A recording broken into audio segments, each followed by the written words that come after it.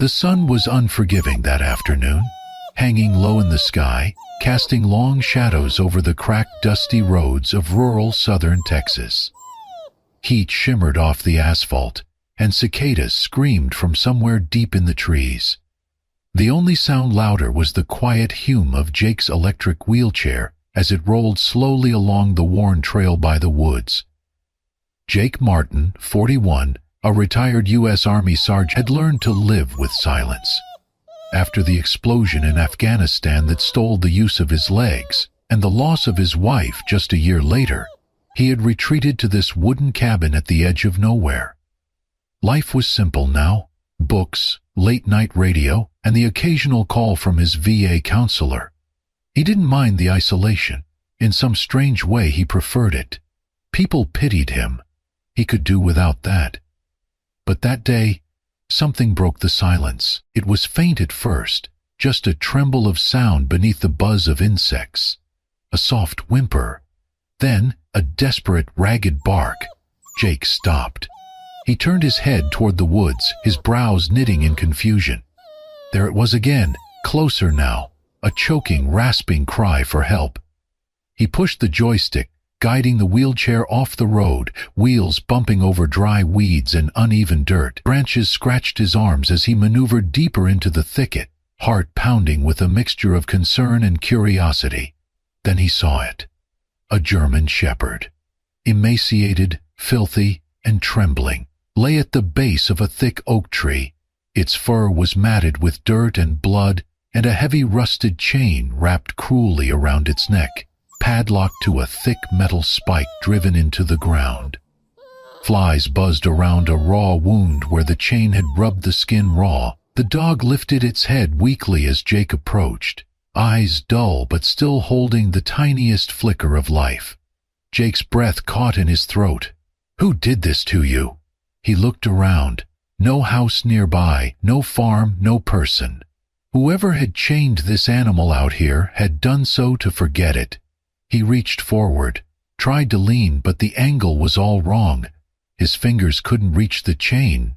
"Damn it," he muttered, frustration building. He reversed the chair, turned sharply, and sped back toward his house as fast as the wheels would allow. Minutes later, he returned with a dull hunting knife in one hand and a thick wooden walking stick he kept in the closet, just in case. His hands trembled, not from fear, but urgency. He positioned the chair as close as possible, gripped the stick with both arms, and used it to lower himself halfway out of the seat, straining to reach the chain. The dog didn't flinch. It simply watched him with quiet acceptance, like it had already made peace with death. "Not today," Jake muttered through gritted teeth. He sawed the blade through the chain link. It wasn't easy. Years of rust and cruel intent made sure of that, but inch by inch, the metal gave way. Finally, with a sharp snap, the link broke. The dog didn't run. Instead, it collapsed sideways, whimpering softly. Jake reached out and placed his hand gently on its head. "You're not dying out here. Not today." He stayed like that for a while, his hand resting on the dog's skull, the sun sliding lower behind them, casting golden light through the trees.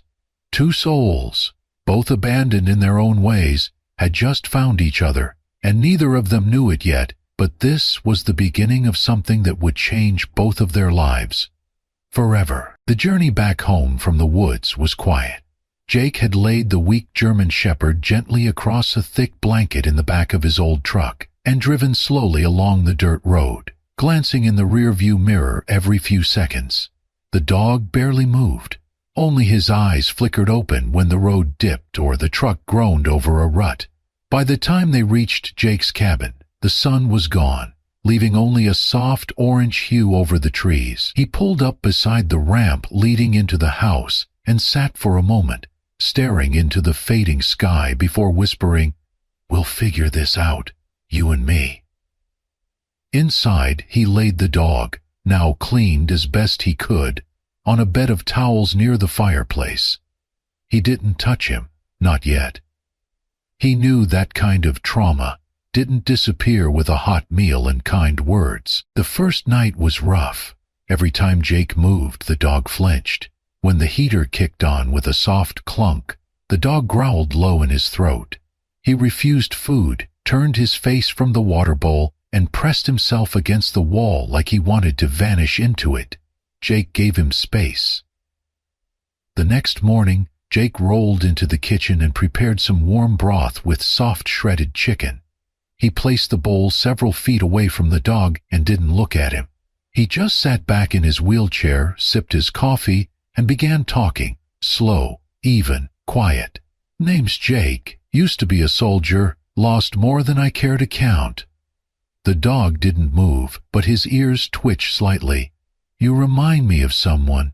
Quiet, watching everything. Hurt but not broken."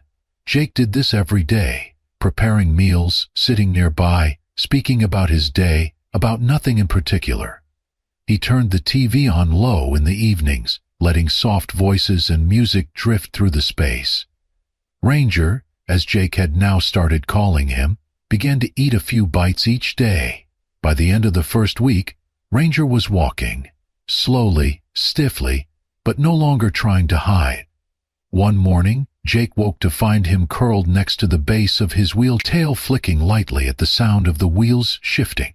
Jake smiled and leaned down to attach a small silver bell to the side of his left wheel. "Now you'll always know where I am," he said. Ranger seemed to understand. From that day on, he followed the soft jingling sound everywhere. And then came the night Jake would never forget. It started like any other.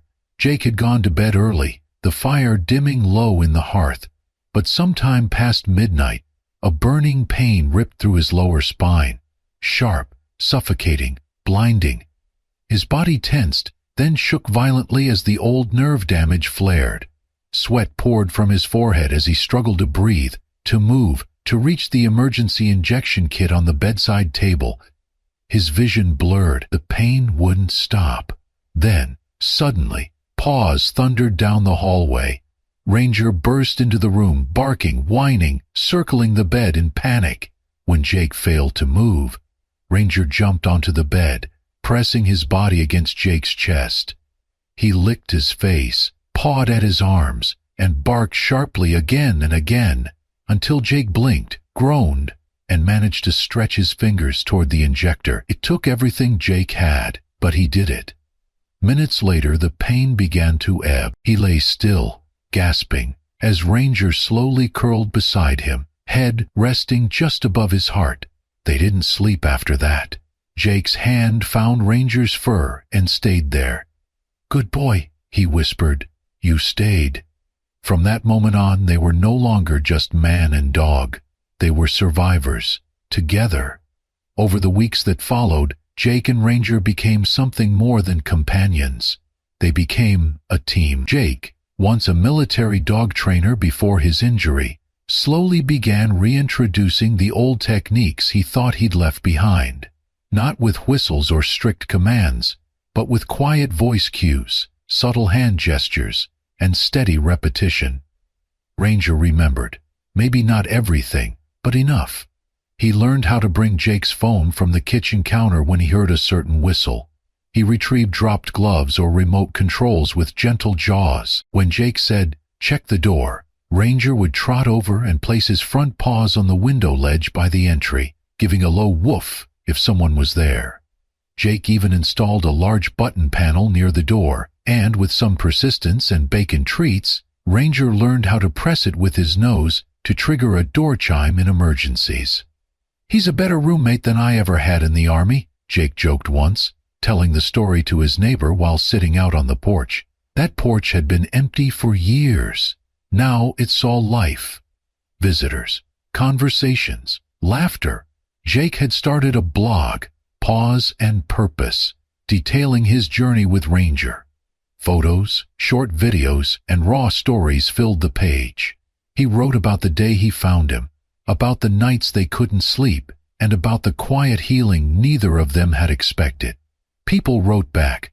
Veterans, animal lovers, teenagers struggling with depression, The bond between a paralyzed man and his once abandoned dog struck a nerve. But it wasn't just inspiration, it was real.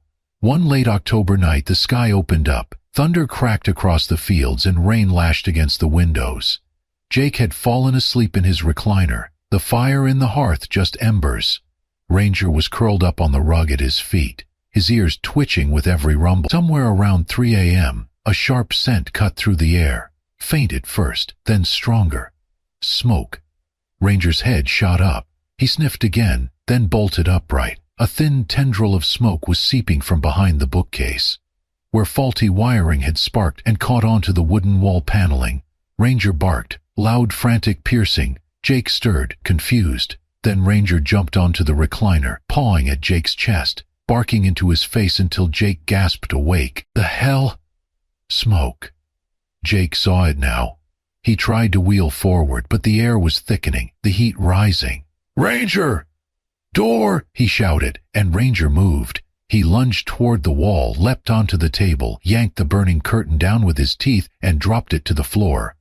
Flames licked the edge of the wood. He spun around, ran to the side exit, and slammed his weight into the crash bar Jake had installed just months ago for emergency use. The door flung open. Cool night air rushed in. Jake rolled himself out, coughing, eyes stinging, as Ranger circled him like a soldier protecting his commander. They made it out. Minutes later, the fire department arrived. The back corner of the house was charred, but the fire had been contained.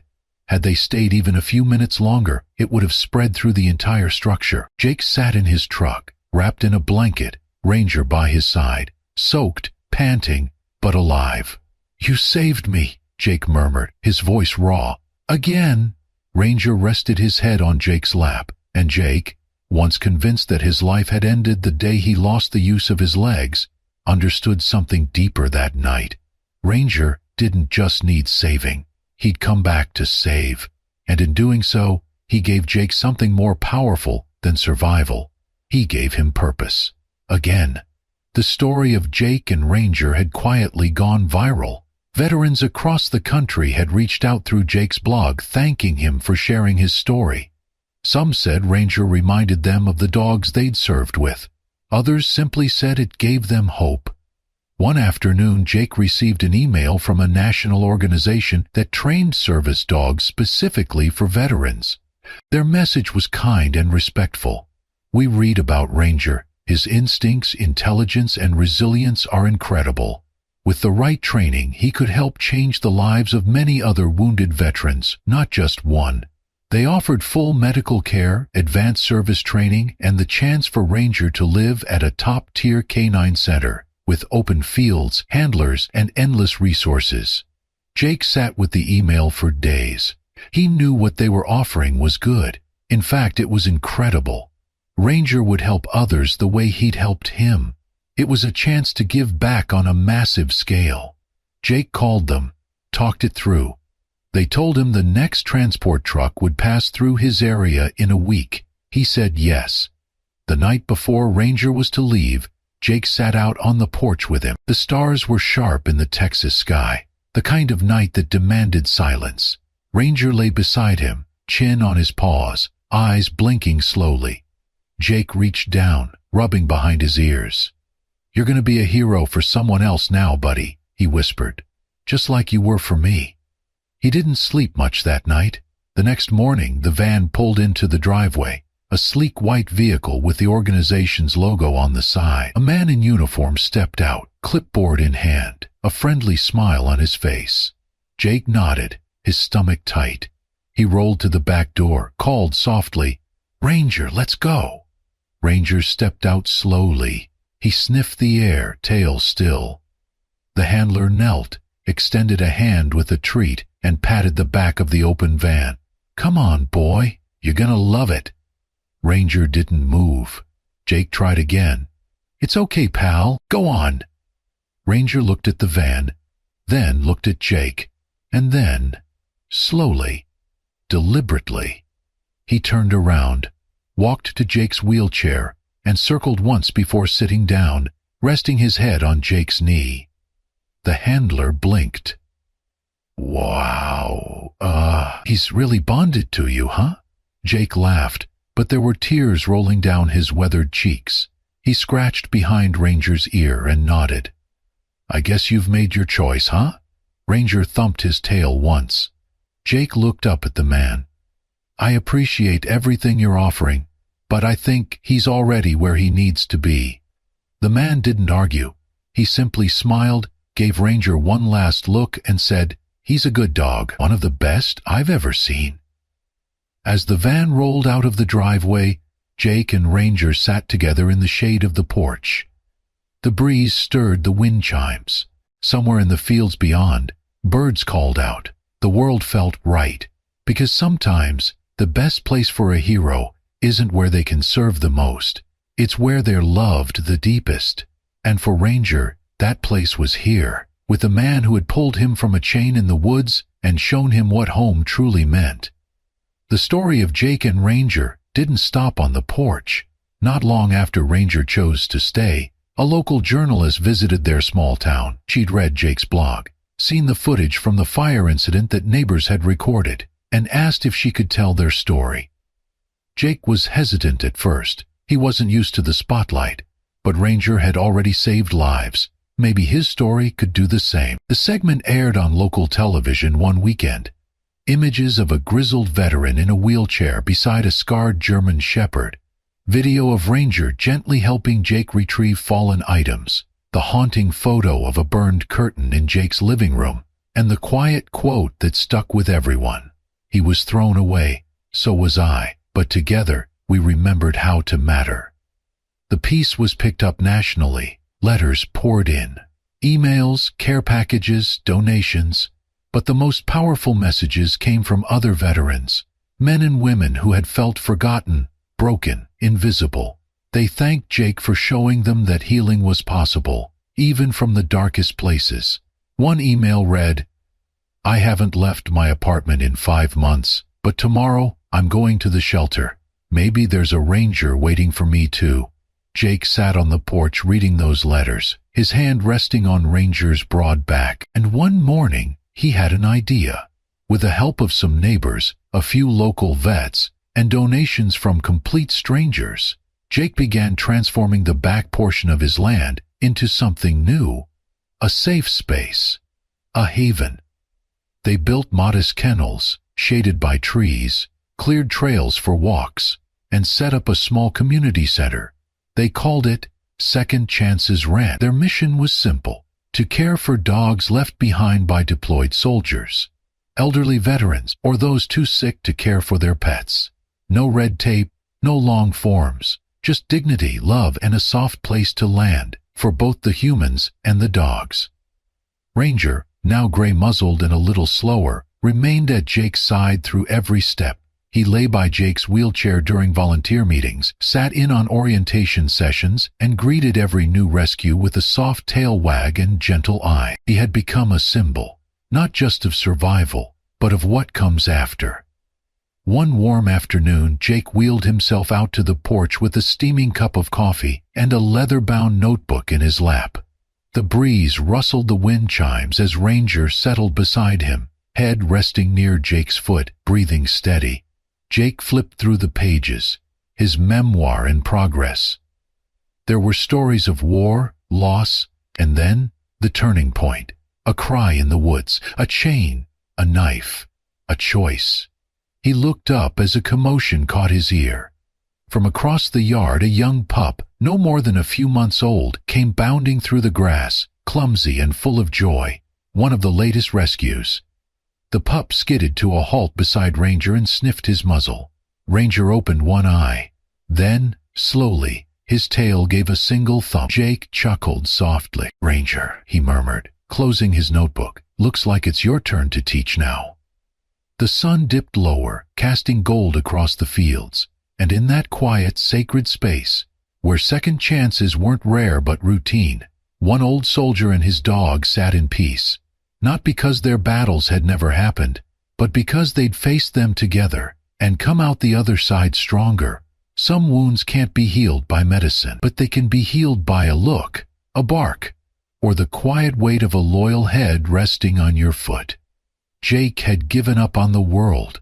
Ranger had been left to die alone, but one act of compassion, one choice to care, was all it took to light up the part of their lives they thought had gone dark forever. Together, they proved that no soul is too broken and no heart too lost to find its way home again.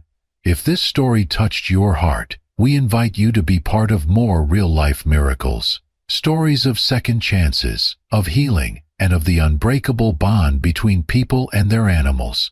Subscribe to Amazing Paws Stories and join us as we continue to share powerful journeys of love, loyalty, and hope, because sometimes the right paw finds you when you need it most.